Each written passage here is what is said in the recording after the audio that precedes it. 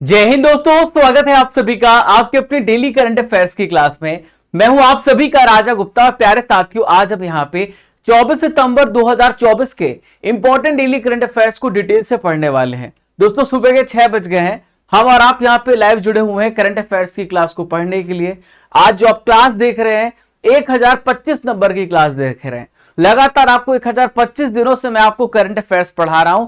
तो आइए friends, start करते हैं आज का सबसे पहला इंपॉर्टेंट क्वेश्चन जो आपकी स्क्रीन पर दिख रहा है। देखिए, सबसे पहला क्वेश्चन आपकी स्क्रीन पर ही रहा। मिस यूनिवर्स इंडिया 2024 का जो खिताब है उसे किसने जीता है, आपसे पूछा जा रहा है। Who has won the miss universe India 2024 title. तो देखिए, इसका राइट आंसर हो जाएगा रिया सिंघा। रिया सिंघा को मिस यूनिवर्स 2024 का यहां पे टाइटल मिला है, खिताब मिला है। अब इसकी पूरी डिटेल्स जानते हैं। तो सबसे पहले आप रिया सिंघा को देखिए। तो ये रिया सिंघा है जिन्होंने मिस यूनिवर्स इंडिया 2024 का कंपटीशन जीता है। ये 22 सितंबर 2024 को ऑर्गेनाइज किया गया था। कहां पर किया गया था? तो जयपुर में जी स्टूडियो है, ये वहां पे ऑर्गेनाइज किया गया था और इन्होंने मिस यूनिवर्स इंडिया 2024 का कंपटीशन जीता है। अगर आपसे पूछा जाए कि इनका जो रिलेशन है वो किस स्टेट से, तो आप बताएंगे कि इनका रिलेशन गुजरात से है। और गुजरात में कहां से? अहमदाबाद से बिलोंग करती है। दोस्तों, अब ये जो है अगला जो इनका लेवल होगा वो क्या होगा? तो ये मिस यूनिवर्स कंपटीशन होने वाला है। ये भारत की तरफ से रिप्रेजेंट करेंगे मिस यूनिवर्स कंपटीशन में, ठीक है, 2024 में रिप्रेजेंट करेंगे। अब दोस्तों, इसके अलावा इन्होंने मिस टीम अर्थ 2023 का भी टाइटल जीत चुका है। तो ये इनके अचीवमेंट्स है जिसके बारे में हमने यहाँ पे डिस्कस किया है। मिस यूनिवर्स इंडिया 2024 के जो विनर्स हैं उसमें सबसे पहला नाम तो रिया सिंघा आपको पता चला। जो यहाँ पे पहले रनर अप थे वो कौन थे? तो पहले रनर अप थे प्रांजल प्रिया और सेकंड रनर अप कौन थे? छवि गर्ग। तो यहाँ पे इनका नाम भी आपको याद रखना है, आपसे पूछा जा सकता है। अब यहाँ पे हम बात करें मिस यूनिवर्स की, तो भारत की तरफ से कौन कौन मिस यूनिवर्स रही, ऐसे सवाल आपके एग्जाम में स्टैटिक क्वेश्चन पूछ लिए जाते हैं। तो अब मेरे पीछे देख रहे हैं भारत की सबसे पहली मिस यूनिवर्स, इनका नाम है सुष्मिता सेन। 1994 में सुष्मिता सेन ने भारत की पहली मिस यूनिवर्स बनने का जो खिताब है वो जीता है। इसके बाद लारा दत्ता का नाम आता है जो सेकंड यहाँ पे मिस यूनिवर्स थी। इन्होंने 2000 में मिस यूनिवर्स का कंपटीशन यहाँ पे जीता था। इसके बाद रिसेंटली अगर आपसे पूछा जाए तो आप हरनाथ संधू को मेरे पीछे देख रहे हैं। ये भारत की तीसरी मिस यूनिवर्स थी 2021 में, 2021 में मिस यूनिवर्स से बनी है। दोस्तों, यहाँ पे सौंदर्य प्रतियोगिता जो 2023-24 में हुई है, जो ब्यूटी पीजेंट्स का कंपटीशन हुआ है, उसके जो विनर्स रहे हैं उनके नेम भी यहाँ पे हम समझ लेते हैं। तो अगर आपसे पूछा जाए कि मिस यूनिवर्स ब्यूनस आयर्स कौन बनी है, तो इनका नाम है एलेजांड्रा मरीशा रॉड्रिक्स। 60 साल की, 60 ईयर्स की हैं। अगर आपसे पूछा जाए कि मिस वर्ल्ड 2023 का कंपटीशन किसने जीता है, तो इनका नाम है क्रिस्टीना पिस्कोवा। क्या नाम है इनका? Christina Piskova. मिस अमेरिका कौन बनी है, तो इनका नाम है मेडिसन मार्स, अमेरिका की वायुसेना ऑफिसर है। मिस यूनिवर्स 2023 का कंपटीशन किसने जीता है, तो सैनिस पलासियोस ने जीता है, जो कि निकारागुआ से बिलोंग करती है। तो ये सारी चीजें आपने यहाँ पे जानी है और मैंने आपको पूरा मिस यूनिवर्स के कंपटीशन 2023-24 भी बता दिया और पूरा यहाँ पे हमने डिटेल्स को भी कवर कर लिया है। चलिए, यहां पर हम मिस इंडिया 2023 को भी समझ लेते हैं। तो नंदिनी गुप्ता राजस्थान से बिलोंग करती हैं। मिस इंडिया बनी थी 2023 में।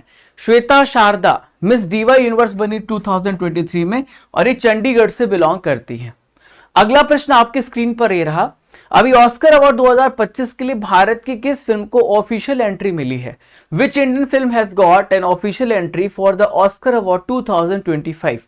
तो देखिए, इसका राइट आंसर हो जाएगा लापता लेडीज। इसका सही आंसर हो जाएगा लापता लेडीज को यह अवार्ड मिला है 2025 का। यहां पे ऑफिशियल एंट्री यहां पे दिया गया है। देखिए, आपको बता दूं 2024 के ऑस्कर विनर्स के बारे में तो आपने डिटेल से जाना था।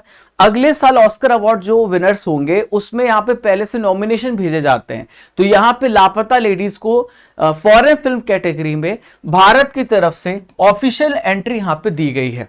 लापता लेडीज आप याद रखिएगा। मेरे पीछे आप किरण राव देख रहे हैं, इस फिल्म को डायरेक्ट करने वाली हैं और आपने आमिर खान तो जानते हैं, उनकी ये वाइफ है। आमिर खान इस फिल्म के को डायरेक्टर हैं, किरण राव इसकी डायरेक्टर हैं।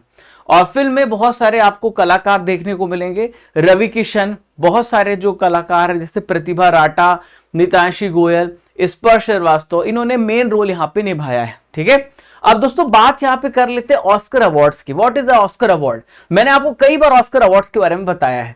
तो ऑस्कर अवार्ड हमारी सिनेमा जगत का सबसे बड़ा पुरस्कार है। ठीक है, ऑस्कर अवार्ड्स को हम दूसरे शब्दों में एकेडमी अवार्ड्स भी बोलते हैं, जो कि अमेरिका देश के द्वारा दिया जाता है। ऑस्कर अवार्ड यानी कि अगर आपसे पूछा जाए इसकी शुरुआत कब से हुई है, 1929 से ऑस्कर अवार्ड्स की शुरुआत हुई है। और ये जो ऑर्गेनाइज किया जाता है, आपने जो इवेंट देखा होगा, तो ये academy of motion picture arts and sciences के द्वारा इसको ऑर्गेनाइज किया जाता है। अब दोस्तों समझ लेते हैं कि ऑस्कर अवार्ड के विनर्स कौन कौन रहे 2024 में। वैसे तो ये फिल्म हर जगह छाई रही, golden globe award, BAFTA award, जितने भी आपने यहाँ पे अवार्ड सुने होंगे जो सिनेमा जगत से जुड़े हैं। तो बेस्ट पिक्चर यहाँ पे ओपेनहाइमर बनी थी, सबसे बेस्ट एक्टर यहाँ पे किलियन मर्फी थे और फिल्म ओपेनहाइमर के लिए चुने गए। सबसे बेस्ट एक्ट्रेस मेरे पीछे आप देख रहे हैं एमा स्टोन है पुअर थिंग्स के लिए।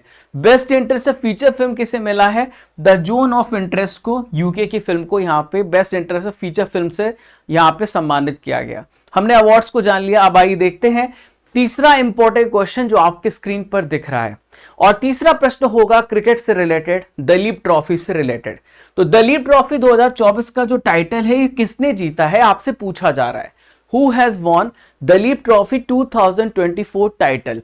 तो इसका राइट आंसर हो जाएगा इंडिया ए ने यहाँ पे दलीप ट्रॉफी टाइटल को जीत लिया है। ठीक है, इंडिया ए ने इसे जीता है। किसने जीता है? इंडिया ए ने जीता है। ठीक है, अब इंडिया ने फाइनल राउंड में किसको हराया है? तो इंडिया ए ने फाइनल राउंड में इंडिया सी को हराया है। 132 रनों से हरा करके इंडिया ए ने यहाँ पे इस दलीप ट्रॉफी 2024 के टाइटल को जीता है। दोस्तों यहाँ पे इंडिया ए के क्रिकेटर हैं शाश्वत रावत जी हैं, तो इनको प्लेयर ऑफ द मैच यहाँ पे चुना गया है। He has been adjudged the player of the match. देखिए ये क्या है दलीप ट्रॉफी? वैसे भारत की जो सबसे बड़ी घरेलू ट्रॉफी है उसको हम क्या बोलते हैं, वो कौन सी है वो आपको बताना है कमेंट बॉक्स पे। भारत की सबसे बड़ी घरेलू ट्रॉफी कौन सी है? तो ये रणजी ट्रॉफी है। ठीक है, जिसे अभी रिसेंटली मुंबई ने जीता है। तो दिलीप ट्रॉफी जो है भारत की ये डोमेस्टिक क्रिकेट प्रतियोगिता है, लेकिन रणजी ट्रॉफी से छोटी है, सबसे बड़ी रणजी ट्रॉफी है। और इस ट्रॉफी का नाम दिलीप क्यों पड़ा? तो मेरे पीछे आप दिलीप सिंह जडेजा देख रहे हैं, तो इन्हीं के सम्मान पे इसका नाम दिलीप रखा गया, दिलीप ट्रॉफी रखा गया। और ये कंपटीशन हर साल ऑर्गेनाइज किया जाता है बीसीसीआई के द्वारा। ठीक है, बीसीसीआई इसे ऑर्गेनाइज करती है। जो सबसे पहला एडिशन था 1961-62 में ऑर्गेनाइज किया गया था। अब दोस्तों इस साल या फिर पहले 2023-2024 में जो भी क्रिकेट के चैंपियनशिप हुए हैं और उसके विनर्स के नेम आपके एग्जाम में देखने को मिलेंगे, तो मैं परीक्षा संजीवनी में उसे भी मैं रिवाइज करा देता हूं, कुछ मैंने पहले भी कराए थे। हम बात करते हैं आईपीएल 2024। आईपीएल 2024 का विनर कौन बना? केकेआर बना। किसको हरा करके? सनराइजर्स हैदराबाद को, एसआरएच को हराया है। रणजी ट्रॉफी 2023-24 को किसने जीता? मुंबई ने जीता है। दोस्तों सबसे ज्यादा रणजी ट्रॉफी जीतने का रिकॉर्ड मुंबई के पास है, विदर्भ को हरा करके जीता है।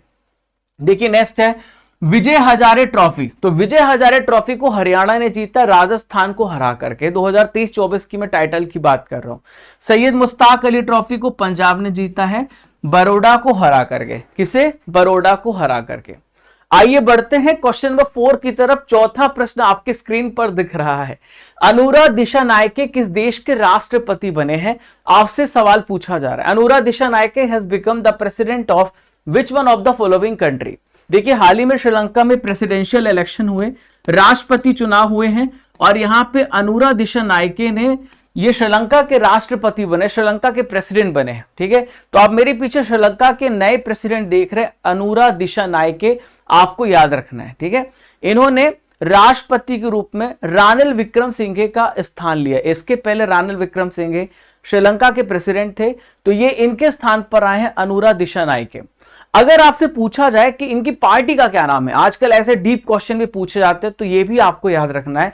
इनकी पार्टी का नाम है नेशनल पीपल्स पावर पार्टी। क्या नाम है इनका? नेशनल पीपल्स पावर पार्टी इनके पार्टी का नाम है। ठीक है, तो दोस्तों यहाँ पे श्रीलंका में अभी पहली बार ऐसे इतिहास में हो रहा है कि सेकेंड राउंड की काउंटिंग करनी पड़ी। वैसे तो जो राष्ट्रपति बनता है वो पहले राउंड पे उसका हमें रिजल्ट पता चल जाता है, लेकिन दोस्तों दूसरी बार इसकी काउंटिंग करनी पड़ी क्योंकि पहले राउंड में किसी भी राष्ट्रपति को 50% वोट नहीं मिले और 50% से ज्यादा वोट ही राष्ट्रपति का चुनाव आप जीते हुए कहलाएंगे अगर आपको मिलेंगे तो। अब बात कर लेते हैं श्रीलंका की। तो श्रीलंका की लोकेशन तो आप जब से जान रहे हैं, जब से आप जीके पढ़ रहे हैं तो इतना तो आपको पता है। श्रीलंका जो है भारत के दक्षिण में है, ठीक है। श्रीलंका, इसकी 2 कैपिटल है, एक कोलंबो है और श्री जयवर्धनेपुरा है। अभी प्रेसिडेंट अनुरा दिशानायके हो चुके हैं। अगर आपसे पूछा जाए प्राइम मिनिस्टर कौन है तो ये है दिनेश गुणवर्धने और यहाँ पे जो करेंसी यूज होती है वो है श्रीलंकाई रुपया। देखिए कुछ इंपॉर्टेंट करंट अफेयर्स को भी डिस्कस कर लेते हैं जो श्रीलंका से रिलेटेड है। अभी अगर आपसे पूछा जाए कि इंटरनेशनल गीता महोत्सव कहां पर हुआ है तो ये इसका 5वां एडिशन ये हुआ है श्रीलंका में, जो 1 से लेके 3 मार्च 2024 में ऑर्गेनाइज किया गया है। दोस्तों एसबीआई ने फैसला किया है कि एसबीआई अपनी एक ब्रांच खोलेगा श्रीलंका के त्रिंकोमाली में, ये शाखा खोली जाएगी। एसबीआई ने, स्टेट बैंक ऑफ इंडिया ने फैसला किया है। दोस्तों एक अभ्यास है जिसे हम कहते हैं मित्र शक्ति अभ्यास, जो कि भारत और श्रीलंका के बीच में ऑर्गेनाइज किया जाता है, आयोजित किया जाता है। दोस्तों अभी हिंद महासागर रिम एसोसिएशन का नया प्रेसिडेंट बनाया गया है, इंडियन ओशन रिम एसोसिएशन का। वो किसे बनाया गया है? श्रीलंका को इसका प्रेसिडेंट बनाया गया है। कुछ इंटरनेशनल अपॉइंटमेंट को भी पढ़ लेते, रिवाइज कर लेते, जो रिसेंट में ही अपॉइंटमेंट हुई है। जफर हसन की बात हमने परसों ही की है। तो जफर हसन जो है जॉर्डन के क्या बनाए गए हैं? जॉर्डन के ये प्राइम मिनिस्टर बनाए गए हैं, ठीक है। जॉर्डन के प्रधानमंत्री कौन बनाए गए? जफर हसन बनाए गए। नेक्स्ट है अब्दुल मजीद तेबोने, तो ये अल्जीरिया के प्रेसिडेंट बने हैं। कहां के प्रेसिडेंट बने? अल्जीरिया, आपको लिखना है। अल्जीरिया के प्रेसिडेंट कौन बने हैं? वो है यहां पर अब्दुल मजीद तेबोने। नेक्स्ट यहां पर हम बात करते हैं मिशेल बर्नियर। तो अगर आपसे पूछा जाए फ्रांस का प्राइम मिनिस्टर किसे बनाया गया है? फ्रांस का प्राइम मिनिस्टर, फ्रांस का प्रधानमंत्री यहां पे बनाया गया है। कीर स्टारमर कौन है? तो यूके के कीर स्टारमर प्राइम मिनिस्टर है, यूके के प्राइम मिनिस्टर हैं, आपको ये भी याद रखना है। मसूद पेशेकियान, तो मसूद पेशेकियान जो है ईरान के प्रेसिडेंट, ईरान के प्रेसिडेंट आपको याद रखना है, ठीक है। चलिए आगे बढ़ते हैं हम। क्वेश्चन नंबर 5 आप सभी के स्क्रीन पर ये रहा। सरदार वल्लभ भाई पटेल राष्ट्रीय पुलिस अकादमी का जो प्रमुख है वो किसे अपॉइंट किया गया है? Who has been appointed as the head of Sardar Vallabh Bhai Patel national academy. ये एकेडमी है कहां पर? ये एकेडमी हैदराबाद में, जहां पे आईपीएस ऑफिसर्स को ट्रेनिंग दी जाती है। तो जो यूपीएससी एग्जाम देते हैं उसके बाद आईपीएस सिलेक्ट होते हैं तो वो यहां पे ट्रेंड होते हैं। तो इसका राइट आंसर हो जाएगा अमित गर्ग। इसका सही आंसर हो जाएगा अमित गर्ग को यहां पे बनाया गया है, ठीक है। अमित गर्ग को बनाया गया है। सरदार वल्लभ भाई पटेल राष्ट्रीय पुलिस अकादमी का इन्हें हेड बनाया गया है। तो आप मेरे पीछे अमित गर्ग को देख सकते हैं। तो हैदराबाद में, जैसा कि मैंने आपको बताया कि सरदार वल्लभ भाई पटेल राष्ट्रीय पुलिस अकादमी है, उसका इन्हें यहां पे हेड अपॉइंट किया गया है। सरदार वल्लभ भाई पटेल राष्ट्रीय पुलिस अकादमी, मेरे पीछे आप देख सकते हैं इसकी तस्वीर, जो कि 1948 में एस्टेब्लिश की गई थी और यहां पे आईपीएस ऑफिसर्स को ट्रेनिंग दी जाती है। यह एक नेशनल इंस्टीट्यूट है आईपीएस ऑफिसर को ट्रेनिंग देने के लिए।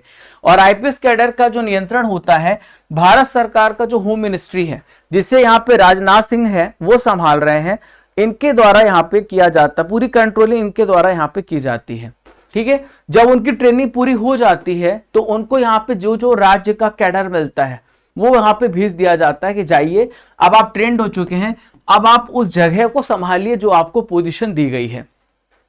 अब दोस्तों बात यहां पे अपॉइंटमेंट की हुई है, तो मैं आपको रिसेंट में जितनी इंपॉर्टेंट अपॉइंटमेंट हुई हैं उसे भी मैं आपको रिवाइज करा देता हूं। तो देखिए अगर आपसे पूछा जाए कि स्पेशल डायरेक्टर यहां पे बनाए गए हैं सेंट्रल इंडस्ट्रियल सिक्योरिटी फोर्स के, तो उनका नाम क्या है? तो इनका नाम है प्रवीर रंजन, इनका नाम है। क्लियर है? आपसे पूछा जाए डिप्टी नेशनल सिक्योरिटी एडवाइजर कौन बनाए गए हैं, तो आप बताएंगे टीवी रविचंद्रन। कौन है? टीवी रविचंद्रन इसका राइट आंसर है, ठीक है। एनएसए तो आप सभी को पता है, वो अजीत डोभाल जी हैं। डिप्टी एनएसए बना है, ये है टीवी रविचंद्रन। नेक्स्ट है इंटेलिजेंस ब्यूरो में विशेष निदेशक किसे बनाया गया? तो यहां पे ऋत्विक रुद्र, महेश दीक्षित, प्रवीण कुमार और अरविंद कुमार को बनाया गया है। यहाँ पे स्टील सेक्रेटरी किसे बनाया गया है?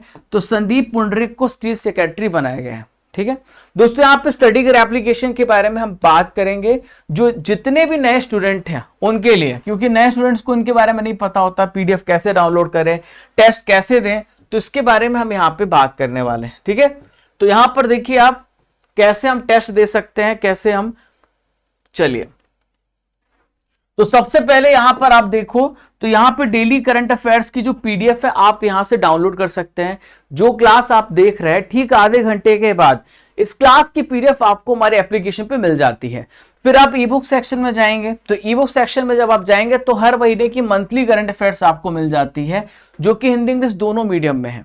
Topic wise current affairs, marathon class, yearly, half yearly PDF. देखिए यहां पर आप देखें, यहां पर तो ईयरली, हाफ ईयरली पीडीएफ आपको यहां पे मिल जाएगी, और ये जनवरी से लेकर सितंबर तक 9 महीने की करंट अफेयर्स की हमने यहां पर ई बुक तैयार की है, और 500 एमसीक्यू है, आप इसे डाउनलोड कर सकते हैं यहां से ईयरली, हाफ ईयरली में जा करके। ठीक है, मैंने यहाँ पे आप लोगों का रैंक अपडेट किया 23 सितंबर का। ये टेस्ट कहां पर होता है, तो टेस्ट सीरीज में आप जाओगे तो यहाँ पे डेली टेस्ट होता है।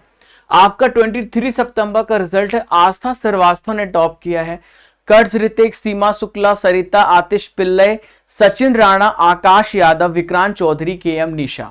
और स्टैटिक जीके का पेज नंबर 11 जो हमने कल आपको दिया था उसका भी रिजल्ट हमारे पास।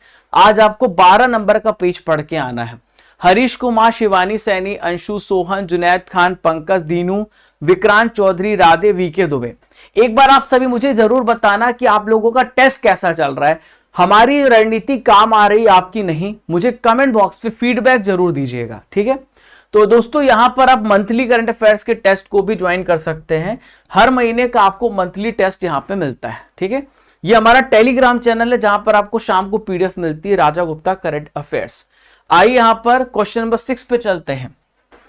हाल ही में ईस्टर्न ब्रिज 7 अभ्यास का आयोजन कहां पर किया गया है? Where has Eastern Bridge 7th exercise is been conducted recently? तो देखिए ये जो ईस्टर्न ब्रिज 7 अभ्यास है ये कहां पर हो रहा है? ये ओमान पे ऑर्गेनाइज किया गया। इसका राइट आंसर हो जाएगा ओमान, इसका सही आंसर हो जाएगा। तो भारतीय वायुसेना ने रॉयल एयरफोर्स ऑफ ओमान के साथ अभ्यास किया है ईस्टर्न ब्रिज 7, और ये पूरी तरीके से कंप्लीट हो चुका है। इसका आयोजन कहां पर किया गया है? तो ओमान में किया गया है, जगह है मसीरा। वहां पे रॉयल एयरफोर्स ऑफ ओमान के एयरबेस पर इसका आयोजन किया गया है। तो इस अभ्यास में भारतीय वायुसेना से मिग-29 अजगुआर विमान ने यहां पे पार्टिसिपेट किया है। इसका उद्देश्य क्या है कि जो ओमान और भारत के बीच में जो यहाँ पे आर्मी रिलेशन है, सैन्य सहयोग है, उसको एक्सपेंड करना, दोनों सेनाओं के बीच में आपसी सहमति और आप कह सकते हैं कोऑपरेशन बढ़ाना और इफिशिएंसी को आगे लेके जाना। इसका अभ्यास का आयोजन कब से कब तक हुआ? तो 11 से लेके 22 सितंबर तक ही ऑर्गेनाइज किया गया है, और सबसे पहले इसका एडिशन हुआ था 2009 में। सबसे पहला एडिशन हुआ था 2009 में, इसका ऑर्गेनाइज किया गया था। देखिए और भी इंपॉर्टेंट एक्सरसाइज हैं जो ओमान के साथ होते हैं, जैसे अल नजा अभ्यास और ईस्टर्न ब्रिज, ये भी आपको याद रखना है। ईस्टर्न ब्रिज वायुसेना अभ्यास है। ओमान कहां पे लोकेटेड है? ओमान की लोकेशन को यहां पर देखते हैं। तो आप ये इंडिया देख रहे हैं, इंडिया के रिस्पेक्ट पे ये ओमान है। ठीक है, ये ओमान आप यहां पे देख सकते हैं, गल्फ कंट्री। तो ओमान जो है वेस्ट एशिया में है। इसके सीमा में अगर आप देखें तो सऊदी अरब है, यमन है और यूनाइटेड अरब एमिरेट्स हैं। ये इसके पड़ोसी देश हैं। यहाँ के सुल्तान है हैथम बिन तारिक। यहाँ पे जो राजकुमार है वो है थियाजिन बिन हैथम। ठीक है, तो यहां पर आप देखते हैं क्वेश्चन नंबर 7 आपकी स्क्रीन पर। किस देश में इन्वेस्ट इंडिया के नए कार्यालय की स्थापना की गई है? In which country has a new office of Invest India been established? तो इन्वेस्ट इंडिया का नया जो ऑफिस खोला गया है सिंगापुर में खोला गया है। तो भारत का ऐसा जो इन्वेस्टमेंट के लिए ऑफिस खोलना, ये ऐसा विदेशों में पहली बार हो रहा है, और हमने सिंगापुर में ऑफिस खोला है। तो हाल ही में हमारे जो केंद्रीय वाणिज्य और उद्योग मंत्री हैं पीयूष गोयल, ये यहाँ पे कॉमर्स और ट्रेड मिनिस्ट्री संभाल रहे हैं। भारत के इकोनॉमिक डेवलपमेंट को आगे ले जाने के लिए, भारत में इन्वेस्टमेंट बढ़ाने के लिए इन्वेस्ट इंडिया नाम का एक ऑफिस खोला है। कहां पर खोला है? सिंगापुर में यहाँ पे ऑफिस खोला गया है। ठीक है, तो पीएम मोदी जी ने यहाँ पे 4 और 5 सितंबर को सिंगापुर में जब इन्होंने यात्रा की थी, मैंने आपको करंट अफेयर्स में पढ़ाया था, तब इन्होंने अपनी यात्रा के दौरान घोषणा किया था कि इन्वेस्ट इंडिया कार्यालय ऑफिस हम यहाँ पे स्थापित करेंगे, खोलेंगे। अब यहाँ पे इसे क्या किया गया है? इसे इनॉग्रेट कर दिया गया, खोल दिया गया है। आप यहां पे देख सकते, लिखा हुआ है invest India office Singapore inaugurated bye Shri Piyush Goyal honourable minister of commerce and industry government of India 22 सितंबर 2024। ठीक है, तो भारत का ये पहला इन्वेस्ट इंडिया विदेशी कार्यालय है जो यहां पे खोला गया है। ठीक है, जितने भी लोग जो इन्वेस्टमेंट करना चाहते हैं, उनको अगर नॉलेज नहीं है तो वो यहाँ पे कार्यालय में जाकर के किस प्रकार से भारत में इन्वेस्टमेंट कर सकते हैं, वो नॉलेज ले सकते हैं, तो उनका काम आसान हो जाएगा। एक संपर्क सूत्र है ये। ठीक है, तो इन्वेस्ट इंडिया जो है भारत की जो राष्ट्रीय निवेश संवर्धन है सुविधा एजेंसी है, यानी ये कह सकते हैं आप इन्वेस्टमेंट प्रमोशन एजेंसी है। ठीक है, भारत में सबसे पहले जो निवेशकों के लिए एक काम करने के लिए इसे बनाया गया है, 2009 में एस्टेब्लिश की गई है और इसका हेडक्वार्टर आपको न्यू दिल्ली में देखने को मिलेगा। मेक इन इंडिया के पहल के तहत जितने भी इन्वेस्टर है भारत में आकर के व्यवसाय स्थापित करें और इसलिए इसे बनाया गया है। अब दोस्तों बात यहां पे सिंगापुर की आई, तो सिंगापुर की लोकेशन को देखते हैं। तो अगर आपने इंडोनेशिया को, तो कई बार मैंने आपको लोकेशन दिखाया है, साउथ ईस्ट में आपको ये सारे नेशन देखने को मिलेंगे भारत के रिस्पेक्ट में। तो इंडोनेशिया के ठीक ऊपर आपको मलेशिया और इसके ऊपर आपको सिंगापुर देखने को मिलेगा। तो सिंगापुर की कैपिटल सिंगापुर है, यहाँ के प्राइम मिनिस्टर लॉरेंस वोंग है, यहाँ के प्रेसिडेंट थरमन शनमुगरत्नम है और यहाँ पे जो करेंसी यूज होती है वो है सिंगापुर डॉलर। क्या है? सिंगापुर डॉलर यहाँ की करेंसी इस्तेमाल की जाती है। अब यहां पर हम आइए देखते क्वेश्चन नंबर 8 आपके स्क्रीन पर। 8th प्रश्न ये रहा, 2024 पोलिश अंतरराष्ट्रीय बैडमिंटन चैंपियनशिप का महिला एकल का खिताब यहाँ पे किसने जीत लिया है? Who has von women singles title of 2024 Polish international badminton championship? तो अनमोल खरब ने इसे जीता है। किसने जीता है? अनमोल खरब ने। अभी बहुत अच्छा परफॉर्म कर रही बैडमिंटन प्लेयर है, एग्जाम में डेफिनेटली आपसे इनसे रिलेटेड क्वेश्चन पूछा जाएगा। तो पोलिश अंतरराष्ट्रीय बैडमिंटन चैंपियनशिप में महिला एकल का खिताब इन्होंने जीता है। इंडियन बैडमिंटन प्लेयर है, याद रखिएगा। लास्ट वीक में मैंने आपको करंट अफेयर्स में पढ़ाया था कि बेल्जियम में अंतरराष्ट्रीय बैडमिंटन चैंपियनशिप का आयोजन किया गया था। पिछले सप्ताह भी इन्होंने इस चैंपियनशिप को अपने नाम किया था। ये जो पोलिश अंतरराष्ट्रीय बैडमिंटन चैंपियनशिप है, ये 19 से लेकर 22 सितंबर में ऑर्गेनाइज किया गया। पोलिश से नाम से ही हमें पता चलता है कि पोलैंड में ऑर्गेनाइज किया जा रहा है, पोलैंड में इसका आयोजन हुआ है। अब दोस्तों बैडमिंटन से रिलेटेड कप और ट्रॉफी के जो विजेता हैं उसको भी यहाँ पे डिस्कस कर लेते हैं। तो उबर कप यहाँ पे लिखा हुआ है। तो उबर कप जो है ये कहाँ पे ऑर्गेनाइज किया गया इवेंट? तो चेंगडू में, चाइना में ऑर्गेनाइज किया गया।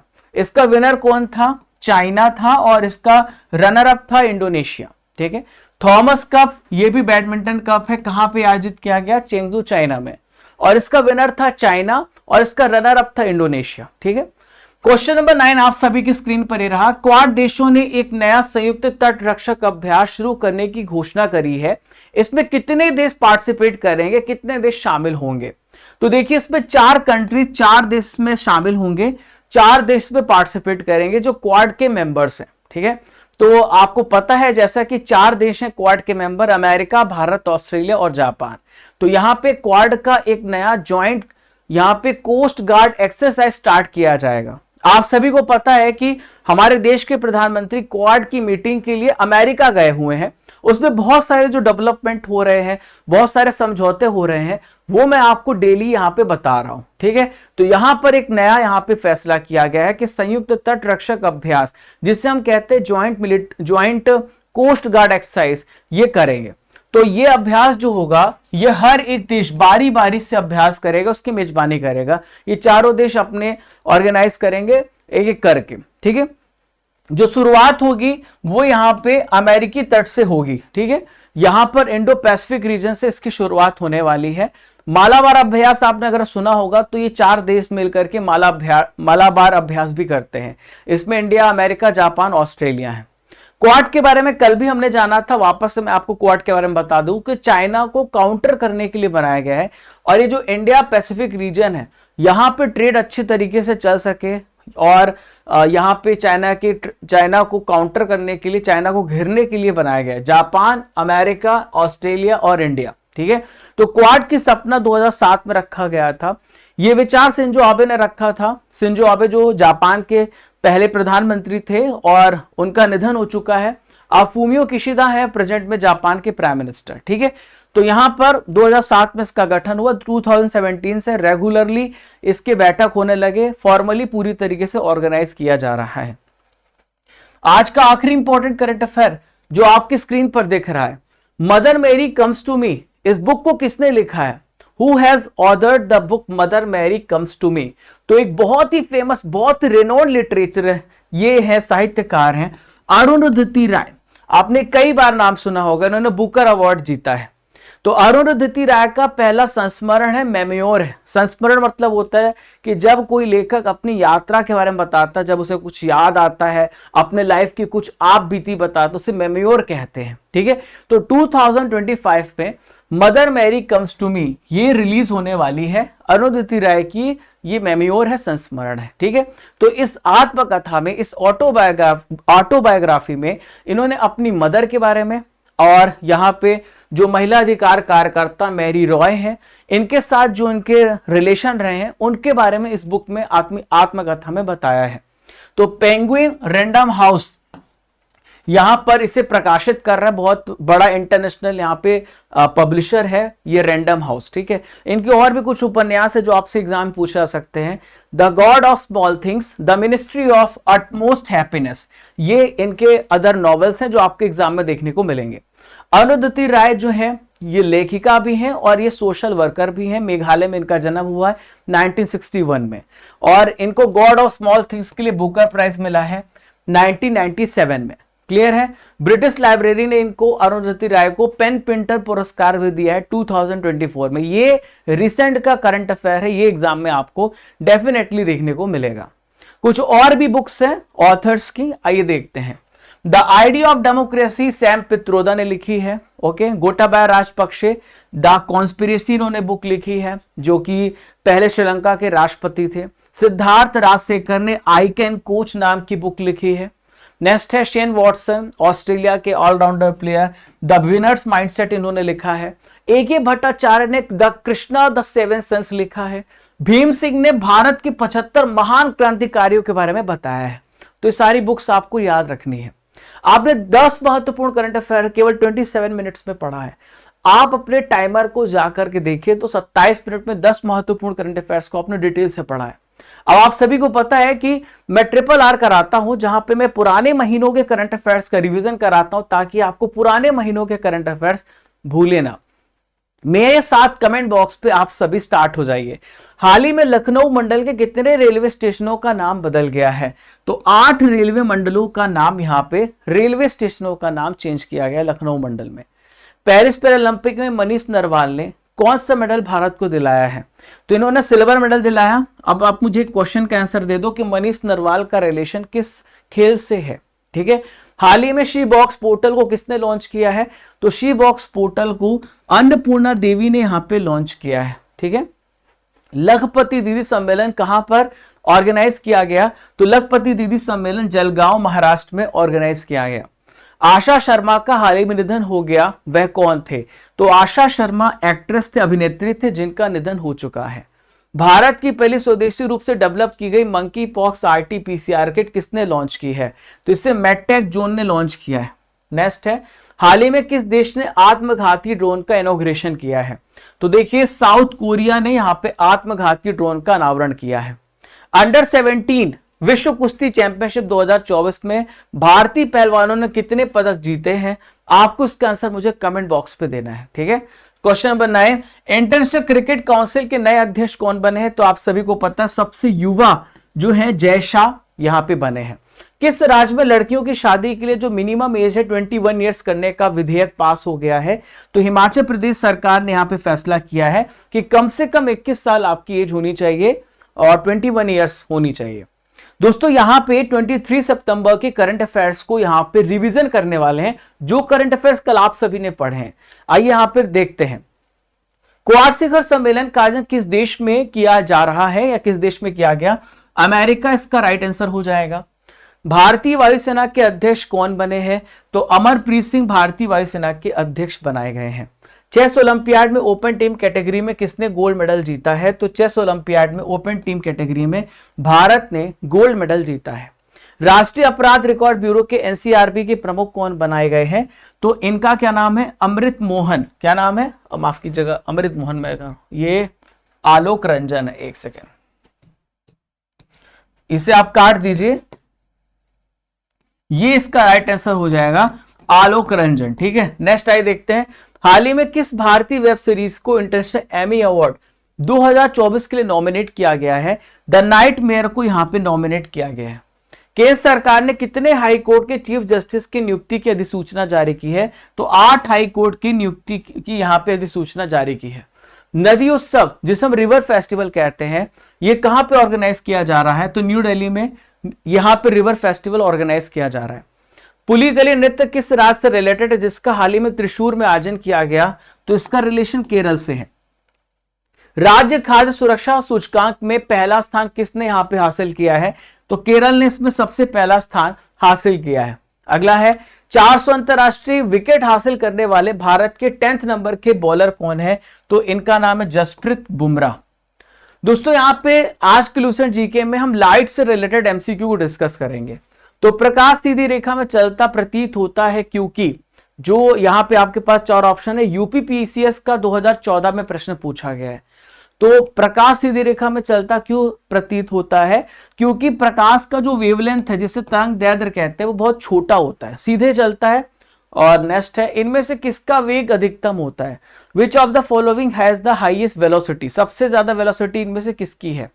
तो यूपीपीसीएस प्री 2018 का क्वेश्चन है। तो प्रकाश यानी लाइट की जो वेलोसिटी सबसे ज्यादा होती है। प्रकाश विकिरण की प्रकृति क्या होती है, यानी जो नेचर, जो लाइट का नेचर होता है वो कैसा होता है?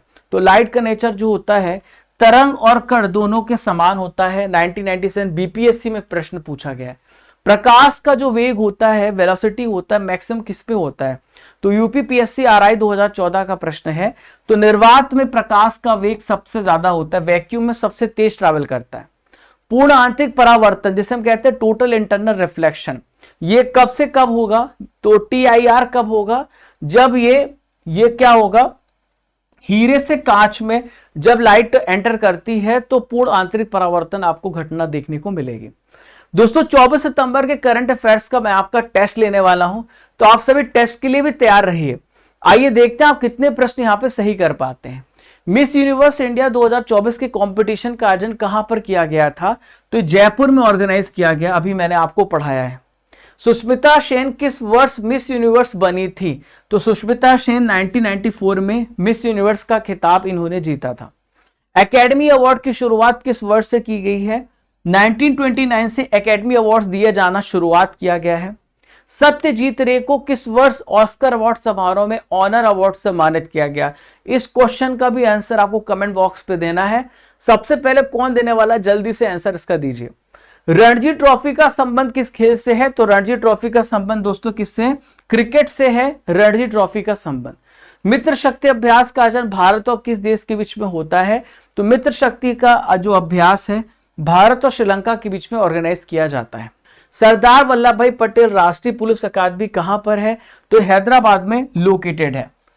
आपके लिए सवाल है, हाल ही में ईस्टर्न ब्रिज 7 ये जो अभ्यास है इसका आयोजन कहां पर किया गया? आपको इसका आंसर मुझे कमेंट बॉक्स पे देना है। ठीक है दोस्तों, यहाँ पे स्टैटिक जीके बुक है और स्टैटिक जीके बुक को आप अपनी यहाँ पर घर तक मंगवा सकते हैं और इसका लिंक आपको हमारे वेबसाइट का लिंक हमारे डिस्क्रिप्शन बॉक्स में, हमारे कमेंट बॉक्स पे, वहां पे जाकर के आप ऑर्डर करिए। और आज जो आपको पेज नंबर पढ़ना है वो 12 पढ़ना है, 11 बजे आपका टेस्ट होने वाला है। तो दोस्तों मिलते हैं नेक्स्ट इंपॉर्टेंट सेशन के साथ, तब तक के लिए जय हिंद, जय भारत, खुश रहिए, मुस्कुराते रहिए, पढ़ते रहिए। अभी बहुत सारी चीजें आपको सीखनी है, समझनी है। आने वाला आपका जो कल है बहुत ही सुनहरा होने वाला है। इसी विश्वास के साथ, इसी भरोसे के साथ आज के सेशन को एंड करते हैं। मिलते हैं नेक्स्ट टॉपिक में। जय हिंद, जय भारत।